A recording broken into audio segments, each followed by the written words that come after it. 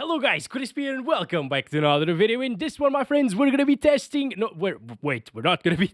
Well, we are actually gonna be testing this PC after we build it in this video. So, yeah, this is gonna be fun. So why are we building a PC? Well, first of all, Deepcool actually contacted me asking if I wanted to build a PC. So I said sure. They sent me the cooler, the case, and this little guy right here, the i5 13600K.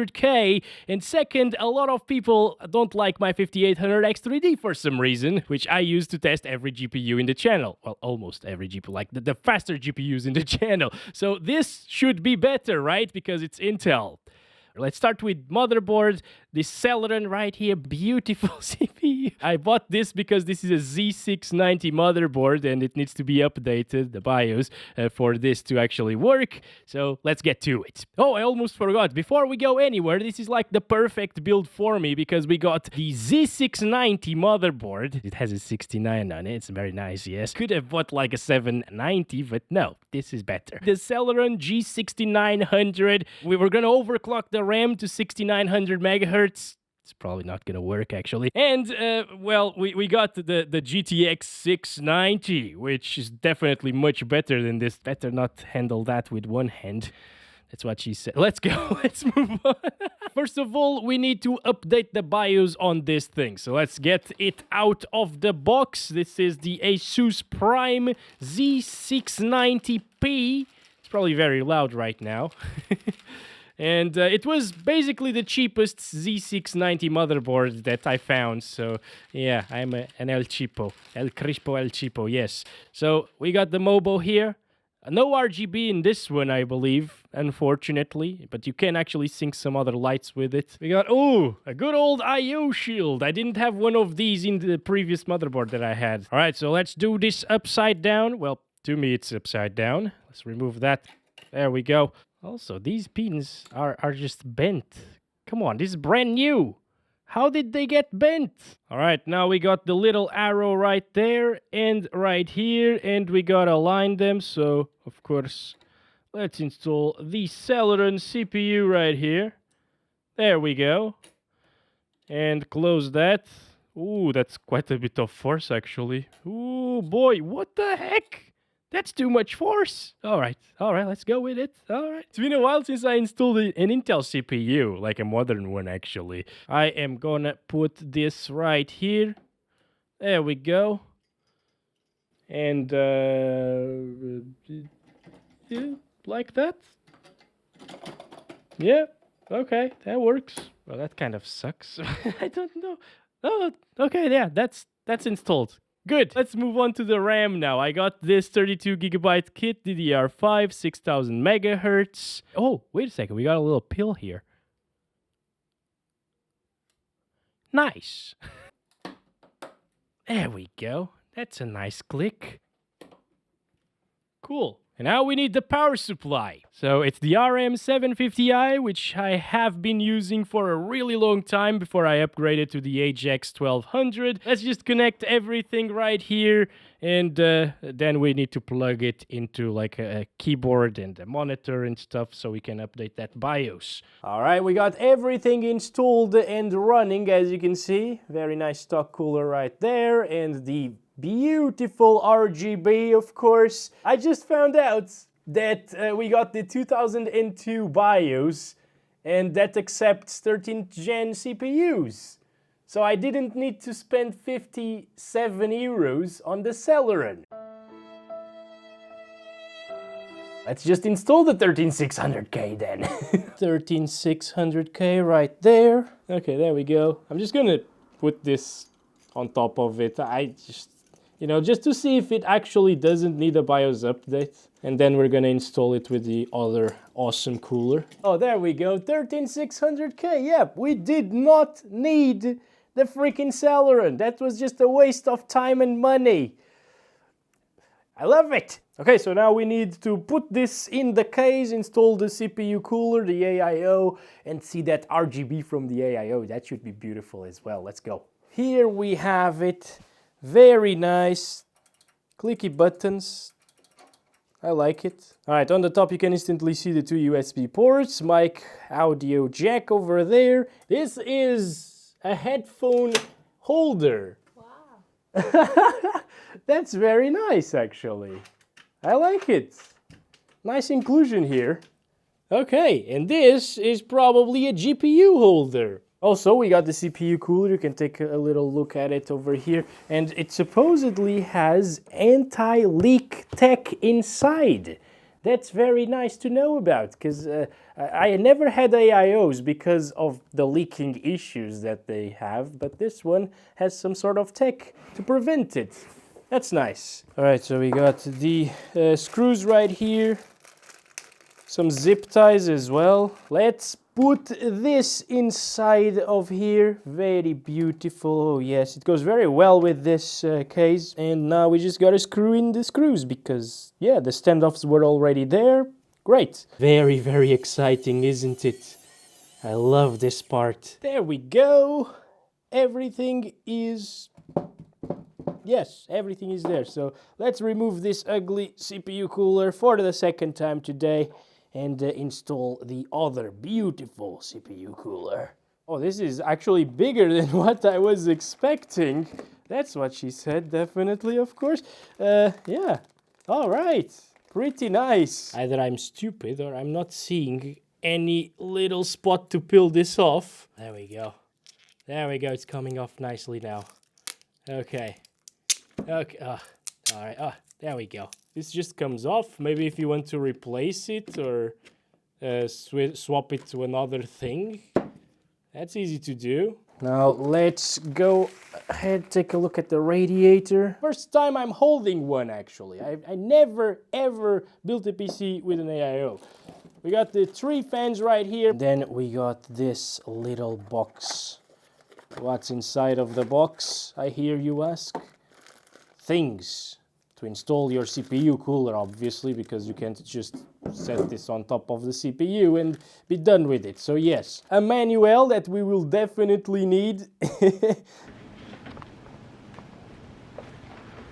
What you doing? Do you like the cooler? First of all, let's clean this up because it's pretty ugly. Yes, very, very dirty there. Now see this toilet paper, my friends. This is very, very useful in PC building. Not only to clean the thermal paste off the computer, but also to hold this in place while you install the cooler. Just put it like this, okay? On the back, align the things. Yes. There we go. Oh, come on. Yeah, okay. And now, once you seat it, it is seated. It won't fall off. I always do this with the toilet paper. Very, very handy. It's telling us to remove this thing, interestingly. So there we go. It's removed. Now we gotta install the screws here and this thing as well. Now we install it here and on the other side as well. Okay. And we screw it in. Now we take all of this, perfect, in the middle. It says to put those things in the middle there. Yes. And now we just screw it in with these little boys. Also, we need to connect this to the AIO pump right there. Yes. Not sure if it's focusing or not, whatever. I'm just gonna install this. All right, there we go. I don't know where this connects to, but let's put it right there. It's magnetically attached. It stays in place just like that. Pretty good. Now the CPU cooler is installed. That part, at least, the pump. We need to do this one now. So Digimoon asked me, what am I laughing about? Oh my god. She just got it. I need to read manuals, okay? I don't know everything. Okay, after doing a little bit of research, I want to install the AIO on the top because it will look cooler, especially after I install the RGB fans.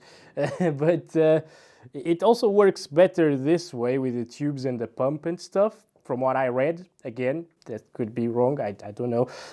Also, the IO shield. Oh, god damn it. Do you really need an I/O shield? You always forget that. Moving on, I'm not sure if you can tell, but there are the power supply connectors right there on the motherboard. And we need to install the power supply first before we install the fans on this. Okay, so we got the power supply ready to go with all of the cables we need. I want it upside down with the fan facing downwards. Now we just gotta screw it in. Very easy stuff, yeah? Doesn't even have a bracket in this case.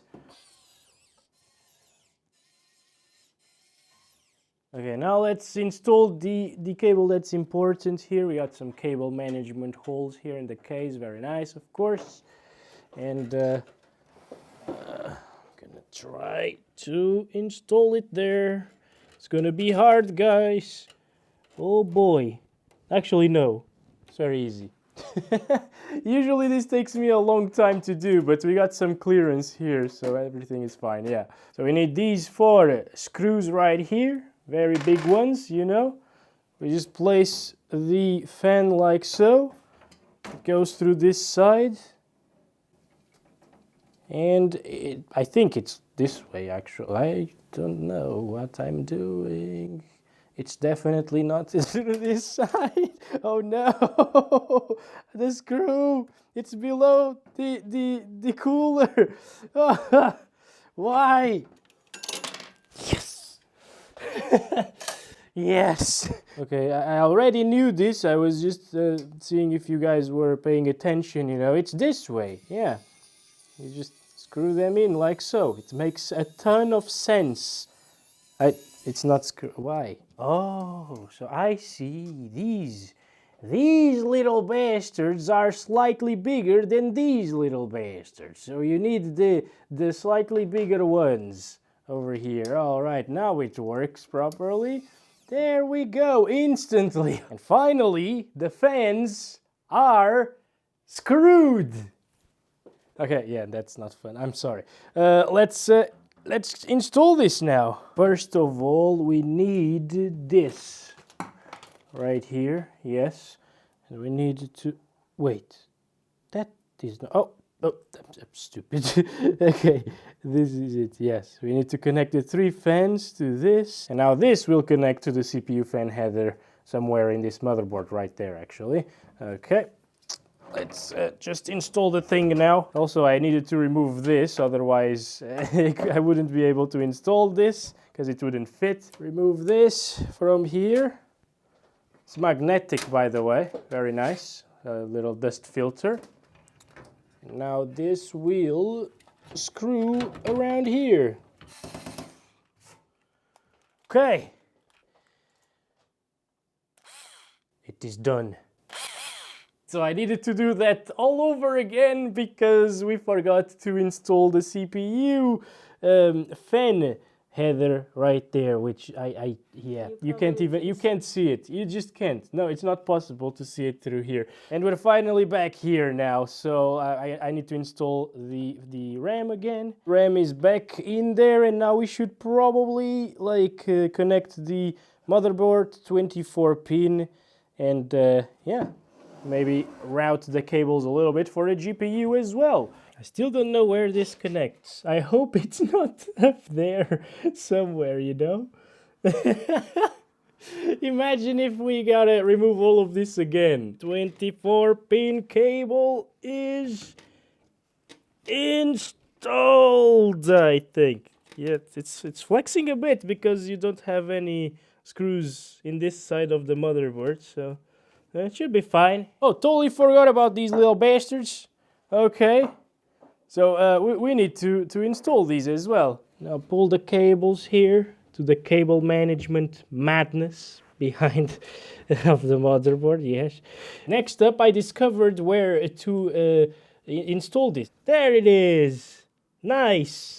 Very beautiful, isn't it? Okay, so zWORMz just spent like 1 minute trying to focus on this HD audio thing just for me to tell you that I am not gonna use it. It plugs somewhere right there, you know, but I don't like it. Now this one, however, USB 3, this one I will utilize, obviously, I need that. And this plugs right there. Boom. Easy peasy. It's like playing with Legos. I think this is starting to look like a PC, actually. Huh. Next up, I think, should be the GPU. Alright, so beautiful GPU, isn't it?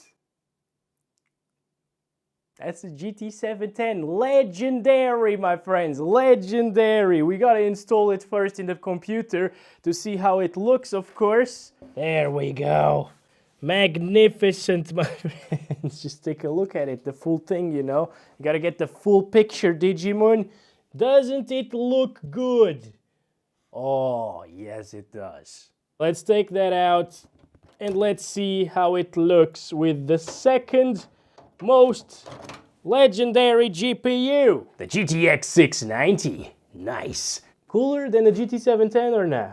I don't think so. It's not deep cool enough, you know? We need the 4080. Let's go. Okay, here we go. RTX 4080 going in. Oh boy. It is a big boy, fat and heavy. Okay. There it is. Looks cool or not? That is a beast, dude. This is almost the same color. It fits very well together. Very nice. Also, it would look so clean if we didn't need to screw it up with a spaghetti made of power supply cables. Yeah, it is what it is, my friends. Let's plug this one in. This way. Yes. Okay. Hear the little click there? Yeah, that means that it is properly installed. You shouldn't really bend this too much, by the way. Also, Nvidia recommends the 750 watt power supply for a 4080. And since this GPU actually consumes less power than my 3080 Ti, and I've been running the 3080 Ti for a year on this exact same power supply, I don't mind doing this. Okay, I don't have 3 cables, PCI Express cables in this power supply. It's only 2 with these little pigtails. So yeah, this is what we need to do here for it to work properly. Now it's time for the RGB fans. Let's install like 3 of them over here and another one exhausting over here.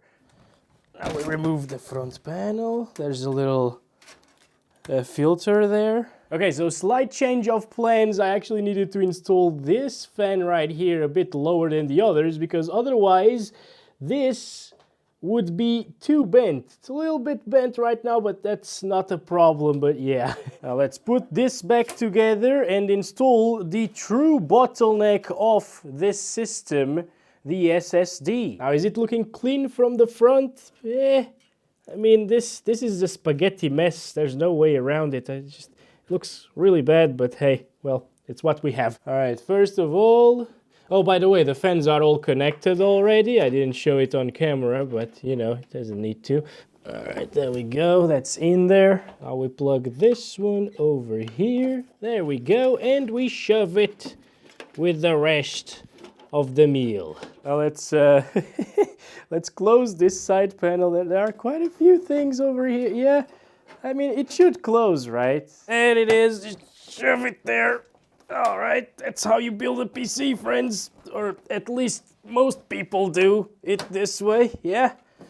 Oh, that was easier than expected, actually. Okay, let's see if I remember how to do this. Just go like this. I'm gonna do this a ton of times. It's like that. Okay, there we go. And now, should we peel it off right now, or...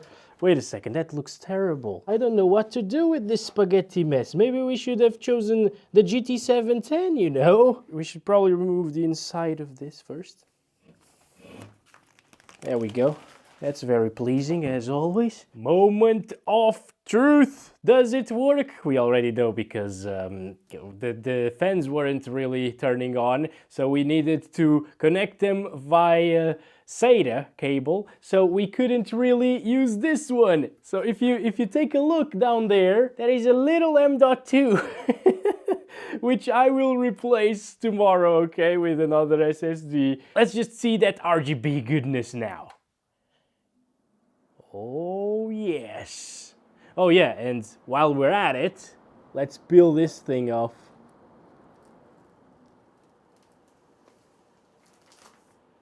That should be beautiful. I can't see it, unfortunately. Okay. Is it beautiful or not?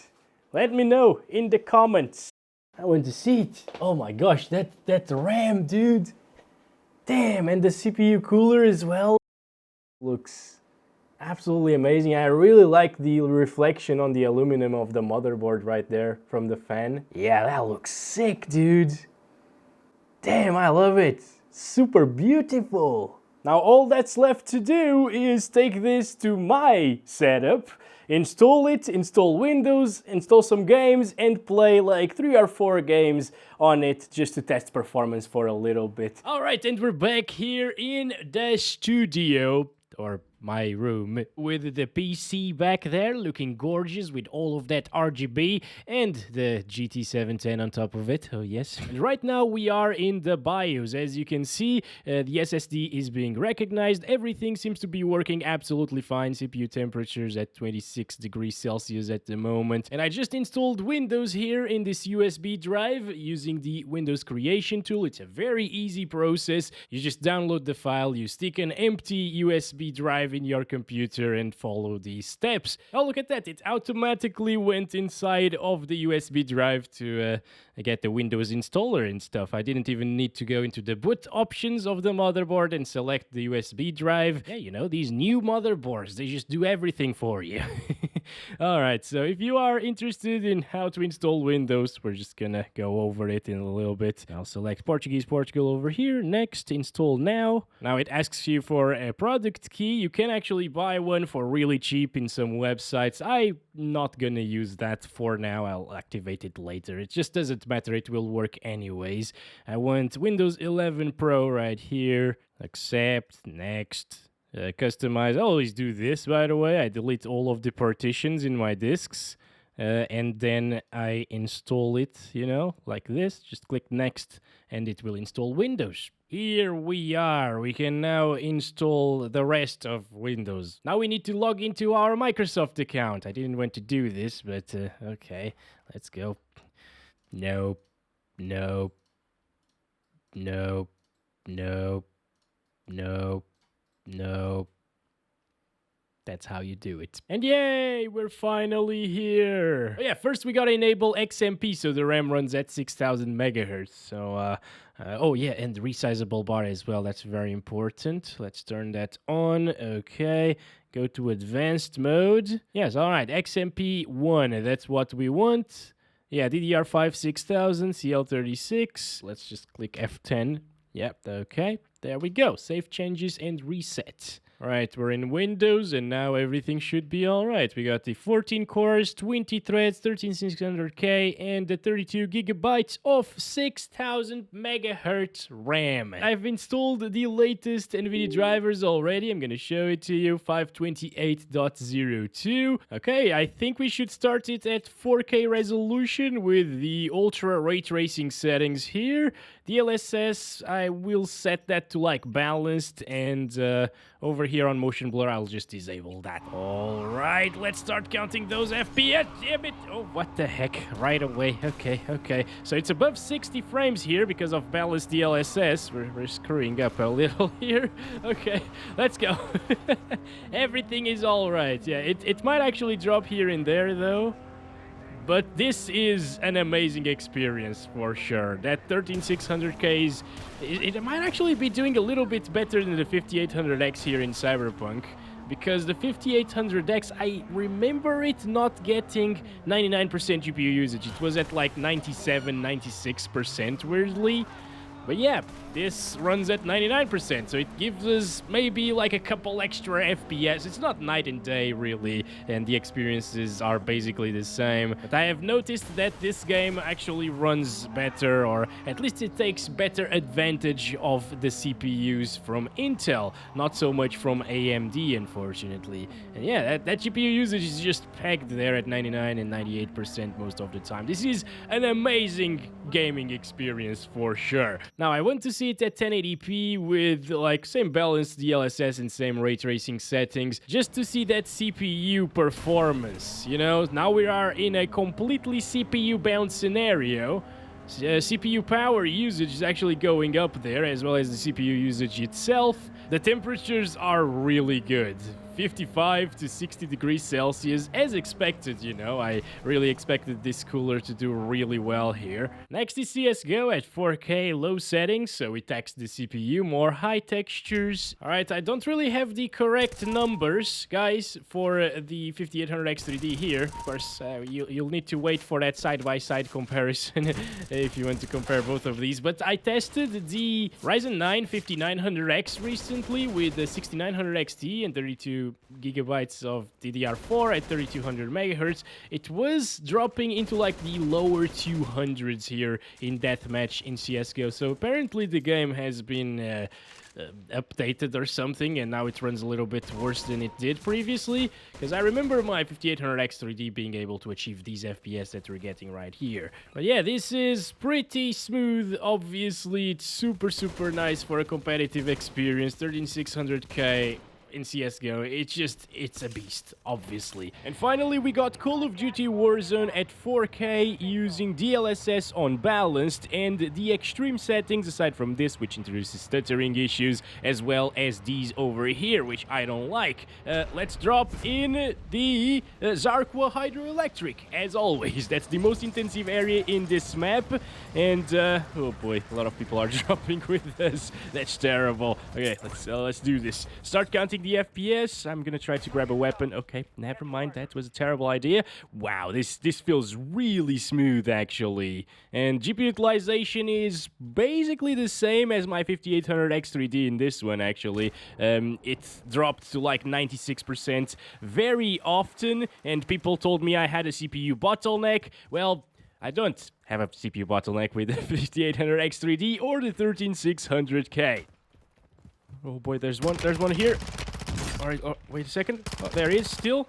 Okay, he's probably going to run away. Yep, we won't see him anymore, so let's continue the benchmark here. Underwater, things jump up in performance a little bit there, you know, 150 at times. But yeah, the water is the most intensive thing in this game, and it doesn't really drop too much near it, which is great, while using balanced DLSS. And honestly, guys, this is how I'd play the game with specs like these. Balanced DLSS at 4K looks really good, and we get very high FPS for that high refresh rate experience. This is amazing. Buttery smooth, basically. Finally, we have arrived at the forest area. Vegetation is also a little bit intensive in this game. It's only dropping into the lower 130s, 120s sometimes. It's awesome. And lastly, to test CPU performance, I set it to 1080p using the minimum settings preset here. Oh, this is exactly what you guys have been telling me. The 5800X3D actually outperforms this CPU in this game. It was getting like 200, 220 in this area, I believe. Oh boy, people are shooting at us already. But yeah, and this is in the 180s, as you guys have been telling me. Same goes for Ryzen 7000, so that 5800X3D with a 3D cache in this game is just a complete beast. It's probably one of the best CPUs that you can buy for this. Wow, that's crazy. So it's not an upgrade across the board, guys. Lastly, we've already taken a look at the temperatures while gaming, and they were very, very good. And I want to check it out under a 100% CPU usage scenario. So I'm running CPU-Z here. It's loading all of our cores and threads to 100% usage. The CPU is consuming 150-ish, 150 to 160 maximum watts of power, and the CPU is stable at 70 to 71 degrees Celsius. So that's just amazing. You know, the AIO is doing a fantastic job back there of cooling this 13600K, and that's 150 watt CPU, you know. And with that, that's been it for this video. I really hope you guys enjoyed it. Don't forget to like and subscribe if you haven't already. This was the first time that I built an entire PC here in the channel, so some things might be a little bit noobish, but yeah, hopefully it was still enjoyable to watch. I'm gonna enjoy my time playing games on this thing right now, and I'll bring you guys some videos while I'm at it. And yeah, I'll catch you in the next one very soon. Thanks for watching. Love you all. Bye-bye.